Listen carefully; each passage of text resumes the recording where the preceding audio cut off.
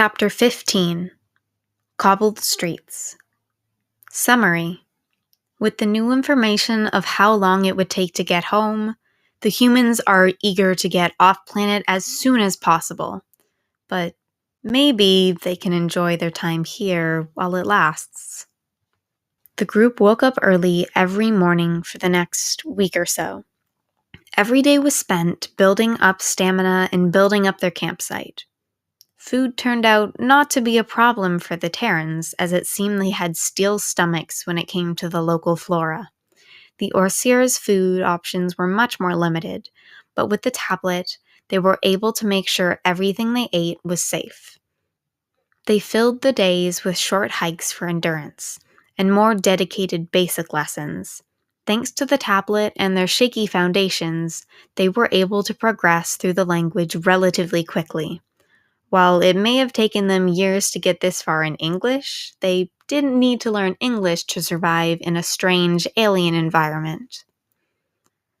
Though the Terrans' muscles were nowhere near what they used to be, their new, food-filled bodies seemed to be doing well enough, and sooner than expected, they were ready to make their way into town.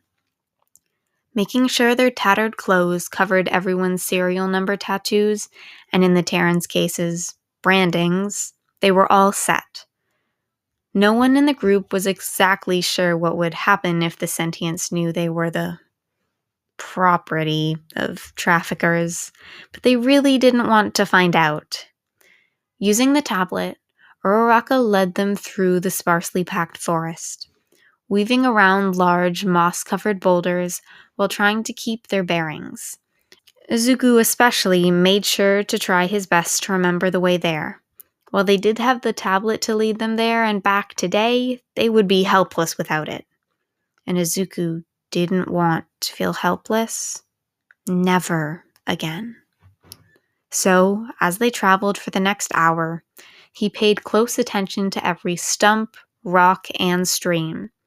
The quiet forest was actually quite calming, and the group had yet to run into any hostile creatures during their stay in the woods.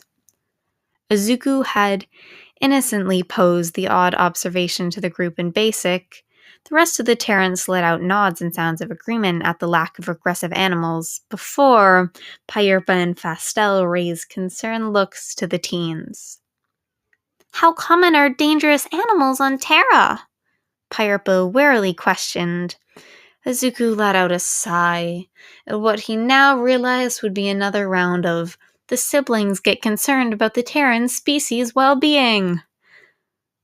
Most animals on Terra have potential to be dangerous, and in the forest there are many to look out for, most being meat eaters, but some plant eaters are very dangerous, though most do not attack Terrans, only on rare occasion. Quite predictably, the next few minutes were filled with concerned questions about the hostile animals on Earth, followed by the knowledge that on normal planets, having so many super deadly apex predators was not normal. And the most dangerous thing on the Orseer's planet was the equivalent to the Terran bobcat. The Orseers were still giving the Terrans concerned looks as they emerged from the trees. Before them stood a town. Large buildings and cobbled streets filled their view. The whole scene was bathed in warm pastel tones. While the town certainly had a bit of an old picturesque storybook feel, the image was disrupted slightly by hints of futuristic technology. Hovering car-like vehicles floated along the wide roads instead of carts and buggies. Where you would imagine candlelit street lamps were instead sleek metal rods with perfectly smooth opalescent spheres on the top. The 8 young sentients just looked in wonder at the scene before them, as aliens of many different shapes and sizes went about their lives, all much taller than the Terrans and young Orseers. The soft chiming of a bell broke them out of their trances, melodic notes soothingly drifting through the air. Remembering what they came here for, the group set off to try and find some way to get a ship of their own. though it was hard to focus with the fantastical setting all around them. Priorpa had to be reined in a couple times when he drifted too far, studying the scenery. They walked for quite a while down wide town streets. They weren't exactly sure what they were looking for, but Fastel would ask for assistance whenever they passed someone who didn't look to be in a hurry. No one seemed to be able to help them, though. A few tried to give quick directions to a small shipyard, but left as soon as they had finished. Izuku knew the group looked ragged and a little too close to death's door for comfort, but was there really no one who would help them? Then again, maybe it wasn't their tattered clothes and unkempt hair.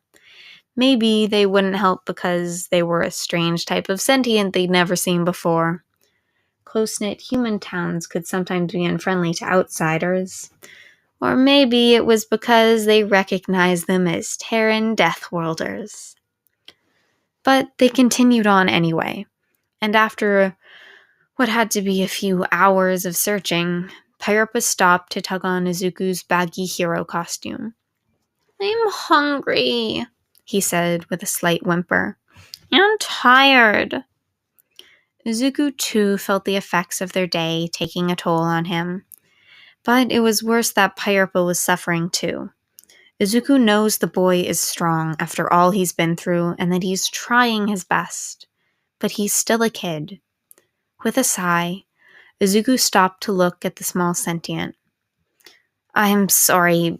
We cannot get anything to eat. We do not have any." He paused for a second. How did he say money in basic? Did they even have money in space?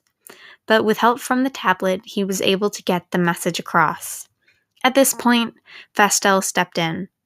To get things, you need credits. To get credits, you would need to get a job. The disappointed look on Priorpa's face made Izuku's heart squeeze, but there wasn't anything they could do about it right now. At some point, they would definitely need to get jobs in order to have enough credits to buy a ship, but for now, they were broke. The group startled when a kind voice spoke out to them. "Hey, dearies. Are you hungry? I've got some extra lufta if you kiddos want some." Turning around, the group was met with the sight of a large, sturdy-looking, rocky sentient. Their body was reminiscent of Kirishima's when using his quirk, but they were at least a full torso taller than him. The woman, at least Izuku thought they were a woman, wore a soft smile on their face. "Why don't you at least come under the shade, ja?" the woman said, gesturing to the shaded awning of what looked like a food stall. There were a few mismatched stools scattered around high tables, empty of any patrons. "It's hot out today." Izuku looked over the stranger before turning back to the group and switching to Japanese. "What do you guys think? Should we trust them?" Uraraka cautiously spoke up. "I think we should. She's the first one to even really talk to us. We should be careful, but let's go for it." A hopeful smile adorning her slightly sunken cheeks. So, with nods from around the group, at least from those who understood Japanese, Izuku turned back to the sentient with a closed-mouth smile.